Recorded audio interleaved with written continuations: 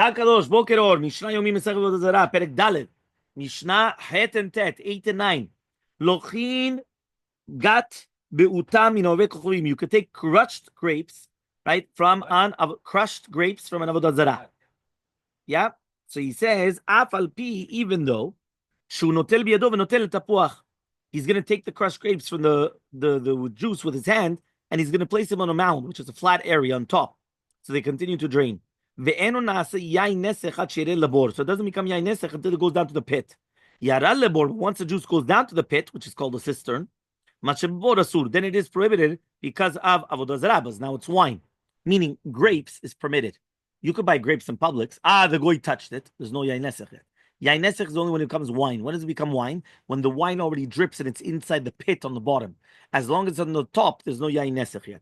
Ve'ashal mutar and everything else is going to be permit. What? What's mitchaber?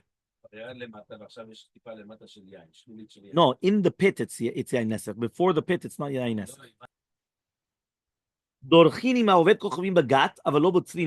You could even tread the grapes together with avodah kochavim for pay, right? Because again, it's not considered wine yet, so it's not considered yain nesech until it's already in the cistern. So you could actually even help crush it. So that means you know in the olden days they used to come, take off their socks, wash their feet, and then crush the grapes, and then it used to go down, right?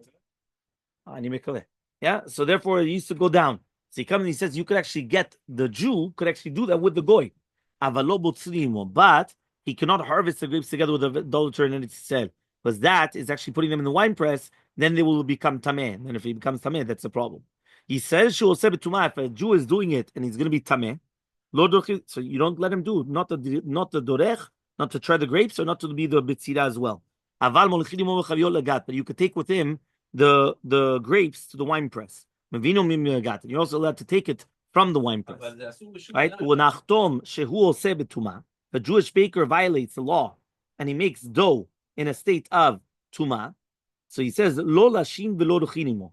He says that means to do with the tumah, to do with the Israel. We just said if it's going to be a yisah, so we don't let him do that because we don't want to be marbeh tumah. So what's he doing now, right? So lo dochin lo b'tzrimo. To do with the baker, which that's an achtom that he's doing betumah, lo lashim v'lo dochinimo. You're not allowed to knead it or not allowed to make it into a shape because you're helping him out. But you could carry the bread right to the paltar because after the bread is already made and it's already been baked in a state of tumah, right? The sin is already done.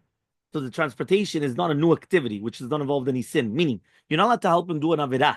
But if the avirah is already done, so what am I going to do now? So okay, so I'm already going to take it, even though it could be a big problem. Because again, obviously, we're talking about here that we don't want any of these things of tumah because then people could become tameh even without realizing it. Right? Imagine right now you have a bread which is tameh. You're going to have a kohen come, eat the bread, it becomes tameh. But now he has to come, he has to become tahor. We don't want all these things. So because of that, you're not allowed to do it with him, but obviously if he did do it, it's going to be a different halacha.